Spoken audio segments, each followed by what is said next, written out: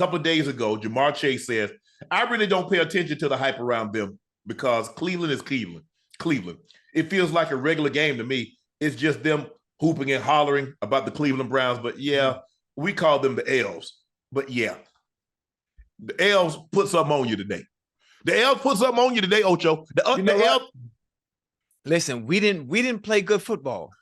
We as a whole, and I'm saying we because I'm a part of the team. So anything that happens to them, it happens to me as well. I watched the game in its entirety. I didn't miss anything. I didn't miss a beat. I didn't blink.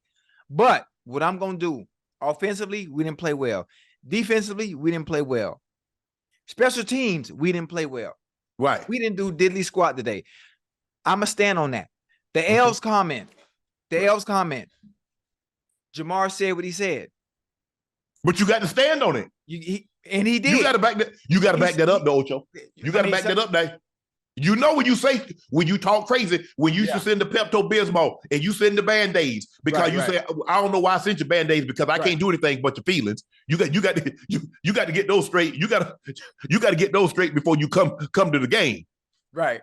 But listen, he didn't have the game he wanted to. Nobody did.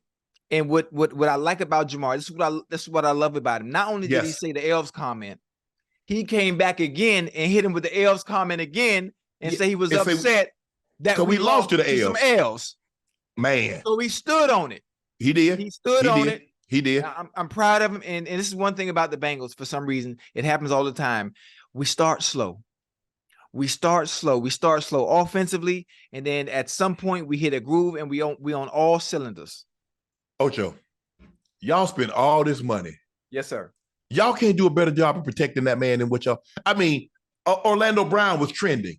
Our offensive line shouldn't be trending unless he's some sauce. Listen to me, and people that are going to see this. Let's have a better understanding when you play a divisional game. Mm-hmm. You're playing an opponent that you're very familiar with. Yeah. They know your offense. They know your tendencies. You know, you can only do so much dressing up. You know, your offensive scheme and game plan doesn't change much. The only thing that changes is really the formations, just to fool them based on what you're doing. Right. You know, it's only so much you could do. So they're familiar with you. Browns, Bengals, it's a rivalry that's been going on for who knows God how long. You know, I don't know the numbers of how long it's been going on, but it will always be close. It's sometimes it's going to be a shootout. Today just wasn't our day, and that's okay. Congratulations to the Browns. But I know when it comes playoff time, I know who's gonna be in the running. Ocho. I know who running north. Let's talk about that. I know who running north. We hooping and hollering about week one. Week one ain't never won nothing. Ocho, I give you $18 million a year. I don't want you to tell me about that DB. We in the same division and he know my tendencies. I pay you $18 million to go get open. And to beat, I don't care if he's in your division. I don't care if he's your neighbor. I don't care if y'all grew up together and y'all homeboys. Right. What they got to do with him blocking Myles Garrett? Now we talk about Myles Garrett. Now we ain't just talk about we ain't talk about no dude we just got off the corner that's playing DN. We talk about Myles Garrett. One of the best, if one of the best, if not the best, right behind them, right behind Bosa and the Watts. Hello. So what we just, so you mean to tell me we just gave up 30? How much they gave him? They gave him $40 million guaranteed, fully guaranteed, right? And now I got and they chipped the man on every play. But listen, we tried to chip the man. We tried to do everything possible to give our tackles help to be able to nullify the rush of Myles Garrett, but it's difficult. It's an testament to how great and good he is. You know what Mike Brown saying? Y'all don't need no help to pick these checks up. I ain't see y'all ain't brought one extra person upstairs to pick up these checks.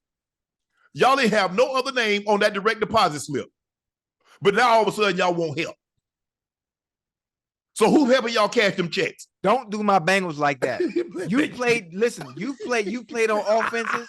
Yes. There was always a wink league on the offensive line where you got to bring your back, you got to have your back chipping, you got to bring the receiver in a little tighter before you release off the line, or you gotta chip the D in just a little bit before you go off. Don't do that. Don't do my Bengals like that. I was very fortunate Two of my left tackles are in the Pro Football Hall of Fame. One of them was on the 100th anniversary team, Jonathan Ogden and Gary Zimmerman. So it wasn't a whole lot of chipping. It wasn't a whole lot of chipping going on. You're right. We slide the line the other way because if you're saying you make normally the left tackle makes the most money on the offensive line. Always the blind side of the quarterback unless he left-handed. We slide the line the other way. You one-on-one, and he got to block Bruce. He got to deal with Reggie White. He got to deal with he got to deal with DT. He got to deal with LT. That's what he got on his plate. Now, y'all, the names that I just named, y'all know who they are. Yeah. Y'all know who they are. Yeah. So I don't know what y'all got going on, Ocho, but y'all need to get that fixed. It's week one. We don't need to hit the panic button. We don't need to. It's week one. For one, half of them, 90% of them ain't even played in the preseason. So this was a good game for us to get acclimated to game tempo, game speed, build that chemistry, and we're gonna be right. Watch what happened week 2, though. You know what, Ocho? Watch what happened week 2. Who they? Don't get me. I think that's why we see a lot of this soft tissue. Because a lot of times you're asking a guy to go, okay, we just going to go 30, 40 miles an hour. And then all of a sudden, come Sunday, we want you to go 100 to 150. And you see a lot of hamstrings. You see a lot of quads. You see a lot of calf injuries because you're asking the body to do something that I needed to play. I wanted to put my body under the stress of being in the preseason. And then once the regular season came, I'm ready to go. I felt very comfortable. Yeah, you gotta put your body through the ringer. You gotta put your body through the ringer. You gotta shock the body so the body gets used to playing at a high rate of speed, high tempo, getting hit. Listen, I enjoy 2-a-days. I know the CBA wanted to scale back on things to protect the players and protect the body. No, the players wanted that. Well, okay, the players bargain for petty privileges. Right, instead of getting. Let me ask you a question: would you rather go 2-a-days, or would you rather have 3/4 of fully guaranteed contracts? You see what they bargain for? They bargain, we ain't got to practice but once a day in training camp. The other time meeting, but you ain't got no guaranteed contracts. Right. Baseball, guaranteed. Basketball, guaranteed. Soccer, guaranteed. You play the most physical, grueling sport, and you don't have lifetime benefits. Basketball players, lifetime. Baseball players, lifetime. Once you get vested. You see how they bargain for We're going to talk about it another day and time.